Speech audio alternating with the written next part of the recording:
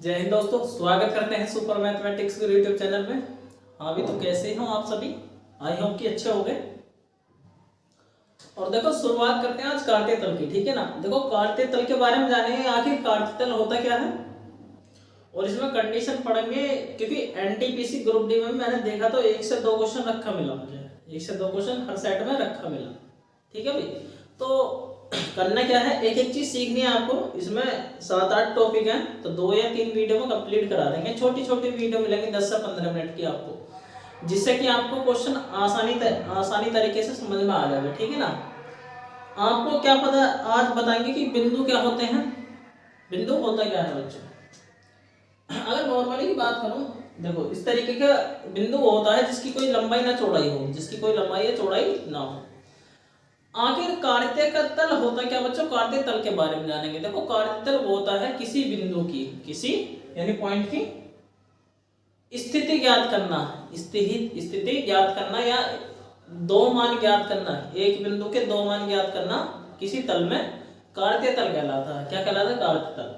अब इसका मान कैसे ज्ञात करेंगे? सब हम इसमें 2 एक्सिस पढ़ते हैं। कितनी? 2। इस तरीके से, ठीक है भाई।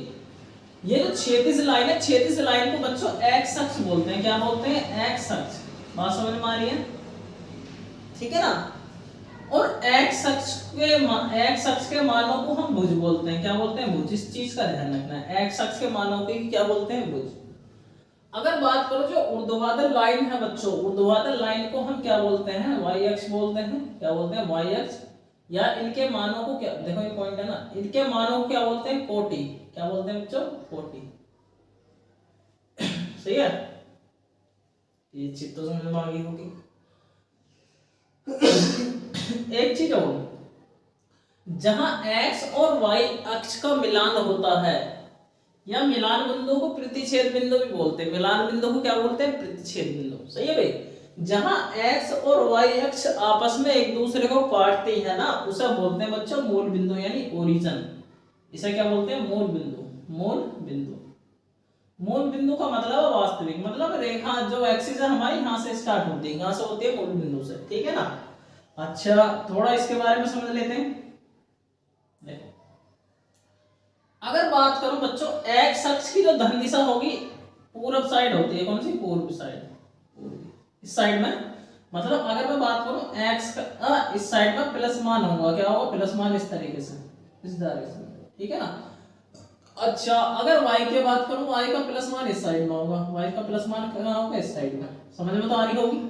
ऐसे ही जो x एक्सिस है इस साइड में बच्चों मतलब दूसरी अपोजिट दिशा होती है। मतलब यहां से तो निकलने, अब मूल बिंदु से यदि सीधा जाएगा, इधर जाएगा, तो इधर का मतलब प्लस की साइड जा रहा है। मूल बिंदु से निकल रहा कोई y का मान इधर जा रहा, तो कहां जा रहा? प्लस की डायरेक्शन में।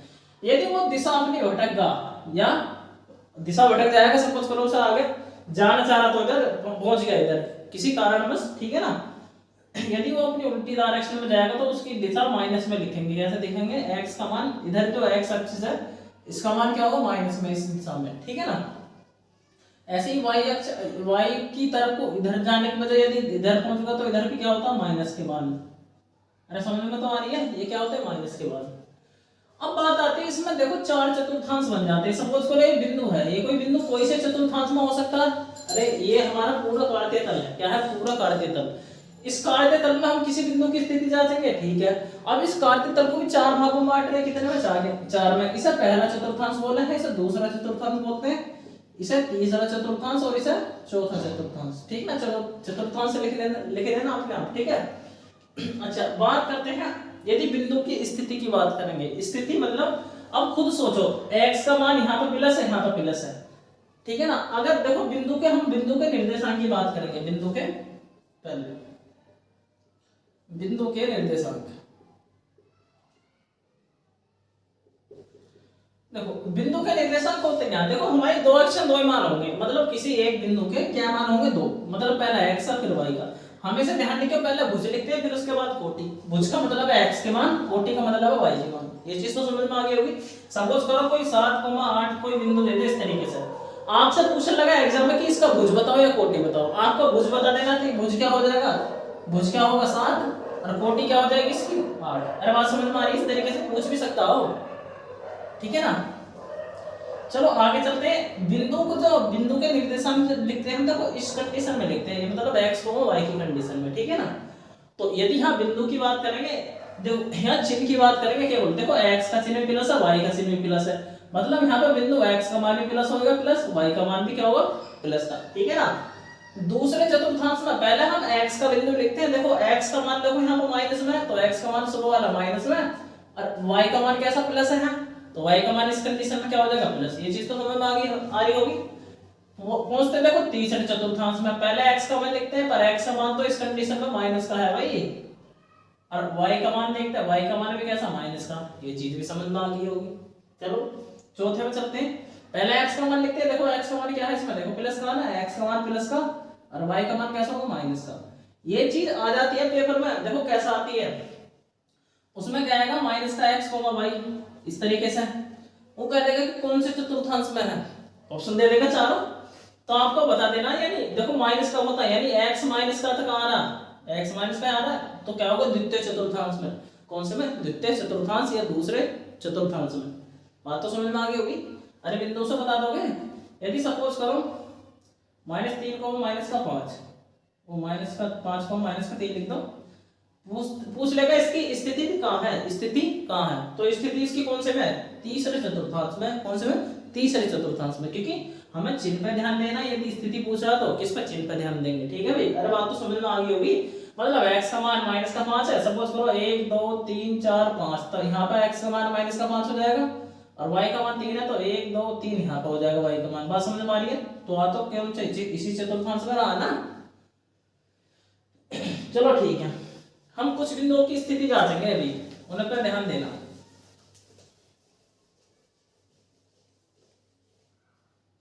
सपोज करो मैं लिख रहा हूं क्वेश्चन में 4,5 7,-5 2, सॉरी -4,7 सॉरी -3, ये 4 बिंदु देगा। पेपर में आपका एक बिंदु देगा केवल, मैं 4 क्वेश्चन बना रहा हूं एक क्वेश्चन में से। इन चारों की स्थिति कार्तीय स्थिति क्या होगी, मतलब कार्तीय स्थिति क्या होगी, ठीक है भाई। देखो सबसे पहले देखो, चारों क्वेश्चन एक फिगर में ही बना दूंगा मैं, कैसे, इस तरीके से। यदि आपको कॉन्सेप्ट याद है तो हम डायरेक्ट बता सकते हो। एक बार मैं इसे बताऊंगा, फिर डायरेक्ट बताऊंगा डायरेक्ट कैसे करते हैं। तो डायरेक्ट तो मैं ऐसे बता दूंगा, पहले में प्लस प्लस होता है, तो इसका प्रथम चतुर्थांश होगा। कौन सा, प्रथम। देखो शुरू वाला प्लस है, दूसरा माइनस है, मतलब y का मान माइनस का नीचे तो होगा, और x का मान प्लस का कहां होगा, यहाँ पे। तो कौन सा चतुर्थांश बना, चौथे में। तो ये कौन सा होगा, चतुर्थ में, चतुर्थांश लिख लेना, ठीक है ना। देखो माइनस का x का मान, तो माइनस का x का मान यहाँ पे, और y का मान, सॉरी x का मान प्लस का, y का मान कैसा, वो सॉरी माइनस का, ये प्लस का है, मतलब x का मान माइनस का यहाँ पर आएगा, और y का मान प्लस का कौन से में आएगा, तो इसमें ही तो निवास करेगा, मतलब इसमें रहेगा कौन सा, ये वाला बिंदु, ठीक है। चलो बात समझ में आ गई। बात करते हैं इसकी, तो -3 माइनस का, तो माइनस वाले बिंदु तो तीसरे में होते हैं, तो इसका कौन सा होगा, सेकंड कोऑर्डिनेट, और इसका थर्ड, ठीक है। बात तो समझ में आ रही होगी, ठीक है। अब ये बिंदु रियल में होते कैसे है, वो चीज मैं बता दूं। एक क्वेश्चन ले लेते हैं, कोई दिक्कत वाली बात नहीं है। 0 होगा, 1 2 3 4 5 6 7 8 9, माइनस का 1, माइनस का 2, माइनस का 3, माइनस का 4, माइनस का 5 होगा, माइनस का 6, ठीक है, और माइनस का 7, माइनस का 8, ठीक है ना। चलो 8 तक लिख लो। ऐसे यहाँ पे लिखूंगा, माइनस का 1, माइनस का 2, माइनस का 3, माइनस का 4, माइनस का 5, माइनस का 6, माइनस का 7, और माइनस का 8। ऐसे यहाँ पे लिख लो, 1 2 3 4 5 6 7 8। अरे बात तो समझ में आ गई होगी, नंबर लिख लो, 1 7 6 5 4 3 2 1, लिख लिया आपने। चलो इसकी पहले पहले बिंदु की स्थिति देखते हैं। इसका 4 मतलब किसका मान है x का। शुरू में हमेशा भुज होता है, क्या होता है उच्च भुज, ठीक है ना। भुज यदि बात करूं 4, देखो x का मान 4 यहाँ पे, अरे यहाँ पे इस तरीके से कर लेना, ठीक। y का मान 5, तो y का मान प्लस का 5 कहाँ पर देखो यार, अरे बात समझ में आ गई। तो इस जहाँ पे 5 है इस बिंदु को दूर तक ऐसे बढ़ा देंगे, ऐसे भी ऊपर तक सीधे इस तरीके से मिला देंगे। अरे बात समझ में आ गई। जहां पे भी दोनों बिंदु काटेंगे, दोनों रेखा आपस में काटेंगे, दोनों रेखा आपस में काटेंगे, तो वही स्थिति होगी इस बिंदु की, वही क्या होगी स्थिति, मतलब ये बिंदु यहाँ पर होगा 4 माइनस का 5। तो बात तो समझ में आ गई इस तरीके से। ऐसे इस बिंदु को निकालेंगे, देखो x का मान तो प्लस है, x का मान प्लस, देखो यहाँ पे 7, इस तरीके से बना दो डायरेक्ट करके। y का मान माइनस का 5, तो y का मान माइनस का 5 है ना, इस तरीके से। और जहां भी आपस में काटेंगे, जहां भी आपस में काटेंगे, तो वही स्थिति इस बिंदु की हो जाएगी। मतलब मैं कह सकता हूँ 7 माइनस का 5।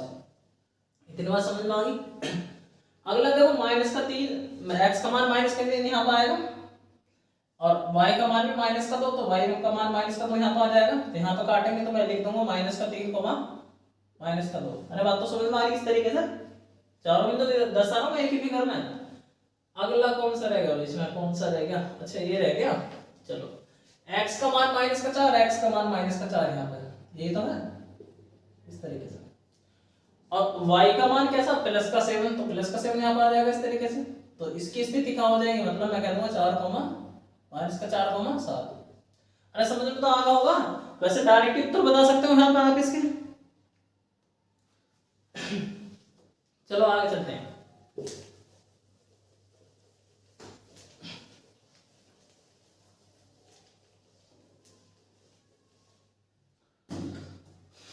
चलो सपोज करो कोई रेखा लेते हैं हम, सेम रेखाखंड लेते हैं, कोई सा रेखाखंड। देखो बच्चों रेखाखंड किसे बोलते हैं, रेखाखंड वो होते हैं जिसके 2 बिंदु होते हैं, मतलब 2 बिंदुओं से एक कोई रेखाखंड बनता है, ध्यान रखना। 2 बिंदुओं से मिलकर क्या बनता है, एक रेखाखंड बनता है, ठीक है ना। तो मैं कह दूंगा ए बिंदु से और बी बिंदु से मिलकर क्या बनता है, रेखाखंड, ठीक है ना। तो रेखाखंड की बात करेंगे, जब जितने बिंदु होंगे उतने निर्देशांक बनेंगे। देखो सपोज करो इसका x को y के रूप में तो लिखते हैं, और 2 बिंदुओं को x को y के रूप में तो लिख ना सकते, क्योंकि बिंदु x को y होता है।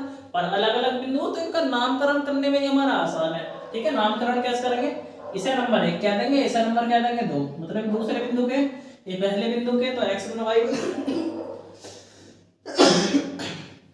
दूसरे बिंदु के तो x2 y2। समझ में तो आ गई होगी ये वाली बात कहानी। चलो बहुत अच्छी बात है।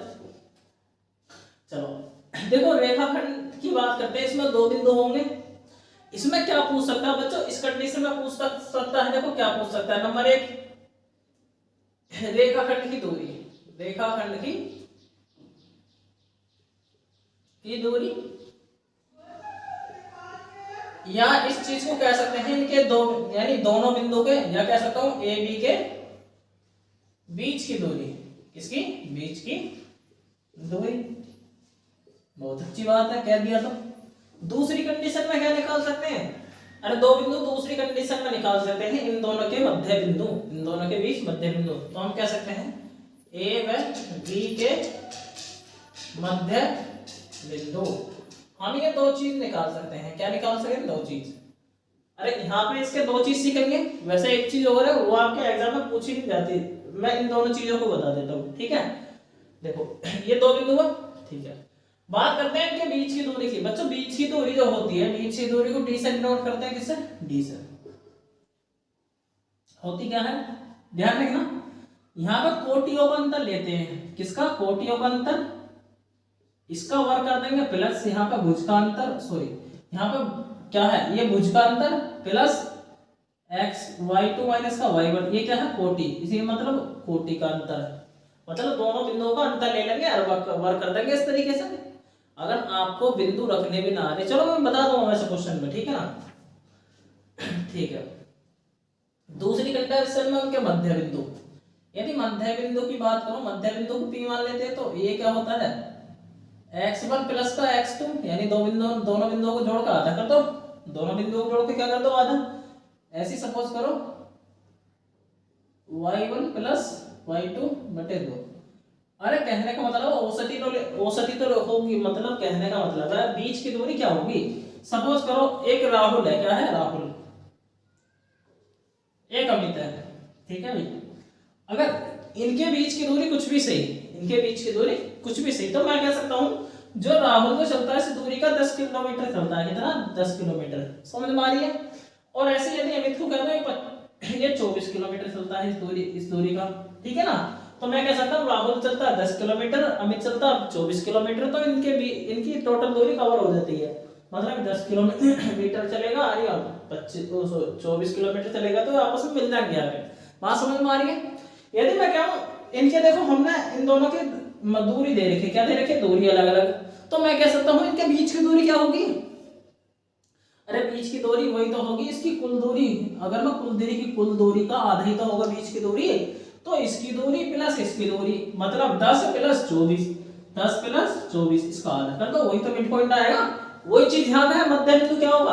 अरे दोनों बिंदुओं के भुज को जोड़कर, मतलब ये दूरी तो है, भुज क्या है? दूरी तो है। ये x1 x2 क्या है? दूरी है, दोनों जोड़ आधा कर दिया, ऐसी ये वाली दूरी है तो इसको जोड़ कर आधा कर दिया, मध्य बिंदु आ गया आराम से। समझ में आ गया? ठीक है, चलो जो भी मैं यहीं पर क्वेश्चन बनाऊंगा। देखो इसमें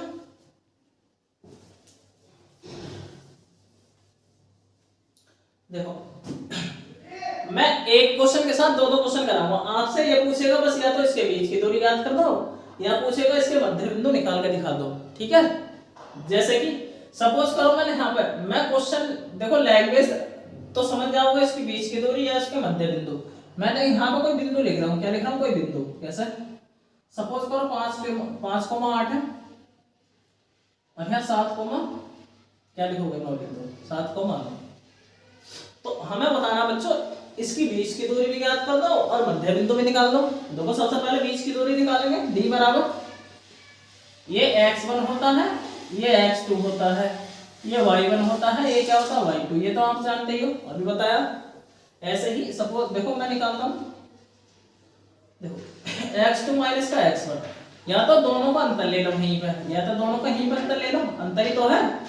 अरे और अच्छे तरीके से हो जाएगा यदि इंटर लोगे। यदि 7 में से यदि 5 घटाऊं, 7 में से 5 के क्या बचा? 2 बचा, तो 2 का वर्ग कर दो। बात समझ में आ गई है ना? आसान। यदि इस चीज को दिमाग में लेके चलोगे तो बहुत ज्यादा आसान है। नहीं कैलकुलेशन में यहीं पर गलती कर देते हैं बच्चे, प्लस माइनस में रखने की बजाय। अब इन दोनों का अंतर ले लो, यानी 9 में से यदि 8 घटाएंगे कितना आएगा? 1 का वर्ग, 2 का वर्ग कितना? 4 प्लस 1 का वर्ग 1, कितना आएगा? 5। यानी √5 क्या आएगी इसकी दूरी, मतलब √5 क्या आएगी इसकी दूरी। समझ में आता? आ गया? क्वेश्चन आसान है, बस आपको बताना। ठीक है, ठीक है। अच्छा, बात करते हैं इसके मध्य बिंदु की। बच्चों मध्य बिंदु क्या होता है? मध्य बिंदु P से दिखाते हैं। चलो यानी इन दोनों को जोड़ के, यानी 5 और प्लस 7 को जोड़ोगे आधा कर देंगे, कॉमा दूसरे बिंदु को जोड़ोगे यानी 8 प्लस 9, इसका आधा कर देंगे, मध्य बिंदु। 7 5 12 का आधा कितना हो जाएगा? 6। और 8 और 9 कितना होगा? 17। तो 17 के आधे कर ना सकते, तो 17/2 ही लिख देंगे इसे। समझ में तो आ गया? यानी 6 और 17/2 इस क्वेश्चन का आंसर। समझ में तो आ रहा होगा? ठीक है।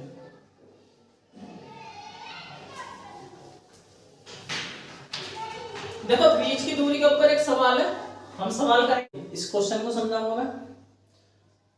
एक क्वेश्चन बच्चों रेलवे में आया हुआ क्वेश्चन उठाया मैंने, ये बीच की दूरी के ऊपर कैसे है आपको बताना है। ठीक है ना? ये कह रहा अगर नॉर्मली बीच की दूरी पूछे तो आप बता सकते हो, मध्य के बिंदु के निर्देशांक पूछे वो भी आप बिल्कुल आसानी तरीके से बता सकते हो, जो मैंने पीछे बताया। ठीक है ना? कल जो टॉपिक करेंगे, कल बढ़िया टॉपिक चलेंगे, इतना एक्सप्लेनेशन नहीं, क्वेश्चन ज्यादा हम मिलेंगे आपको कल। ठीक है? तो कल का लेक्चर भी जरूर देखना। ये कह रहा माना किसी त्रिभुज ABC के शीर्षक 1 2 3, शीर्षक के 3 बिंदु होंगे त्रिभुज के, तब त्रिभुज है, मतलब त्रिभुज बताना है विषमबाहु है, समद्विबाहु है, समकोण है या समबाहु है। कोई मैं त्रिभुज बना लेता हूं, देखो इस तरीके से। इसका हमें अभी पता नहीं है कि त्रिभुज है कैसा है, त्रिभुज है कैसा। पहला बिंदु लिख देता हूं 4,3 है, दूसरा बिंदु है 7,-1 है, अगला है 9,3। समझ में तो आ गया? क्या बिंदु से बता सकते हो कौन सा त्रिभुज है? नहीं बता सकते ना, तो क्या करेंगे? क्या करेंगे? यदि हमें त्रिभुज इनकी देखो, सपोज करो अगर मैं त्रिभुज को काट दूं तो इस तरीके से कट जाएगा, क्या तो इस तरीके से। देखो इस दूरी को मैं यहाँ लिख दूं, इससे यहाँ पे ये मतलब क्या है, ये बच्चों रेखाखंड है। क्या है रेखाखंड, एक रेखाखंड ही तो है, ये वाला रेखाखंड, ये वाला रेखाखंड, ये वाला, तीन रेखाखंड को मिलाकर क्या बनेगा, त्रिभुज बनेगा। क्या बनेगा, त्रिभुज। तो हम क्या याद कर सकते हैं, यदि इसके इस रेखाखंड की दूरी पता हो, यदि इनकी सबकी दूरी पता चल जाए तो हम बता सकते हैं कौन सा त्रिभुज है कौन सा नहीं है। बात समझ में आ रही है? ठीक है।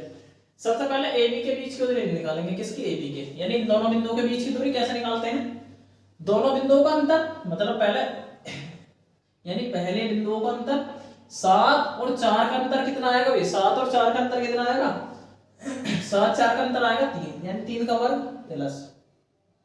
बात करते हैं 3 और -1 का अंतर, ध्यान रखना चिन्ह विपरीत है, यदि चिन्ह विपरीत होगा, एक चिन्ह विपरीत कैसा, प्लस और माइनस, प्लस और माइनस, कहीं भी प्लस और माइनस होगा, यदि उनका अंतर लेंगे तो आपस में जुड़ जाते हैं। क्या होते हैं बच्चों, आपस में जुड़ जाते हैं।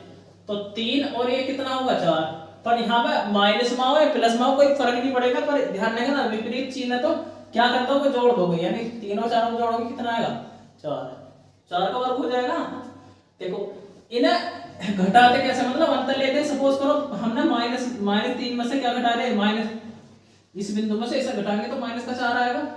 यदि मैं 3 में से इसे घटाऊं -1 को, तो -1, ये तो 3 में से 1 को घटा रहे माइनस के 1 को, तो माइनस माइनस प्लस हो जाएगा, जब भी तो 4 आएगा प्लस माइनस। यदि इनके वर्ग करें बच्चों, वर्ग करें तो इसका भी 16 आएगा, इसका भी 16 आएगा, तो चिन्ह पे कोई फर्क नहीं पड़ने वाला, ध्यान रखना, ठीक है ना। मैंने प्लस का 4 लिख दिया, माइनस का 4 आता, कुछ भी कोई दिक्कत नहीं है उसमें। बात करेंगे, देखो 3 3 9 प्लस 4 4 16, यदि 16 और 9 की बात करूं 25 हो जाएगा, 25 किसका वर्ग होता है 5 का। तो हम बात करो ये दूरी निकल गई 5 आ गई, कितनी आ गई 5। ऐसे ही मैं देखो BC को निकाल लूंगा,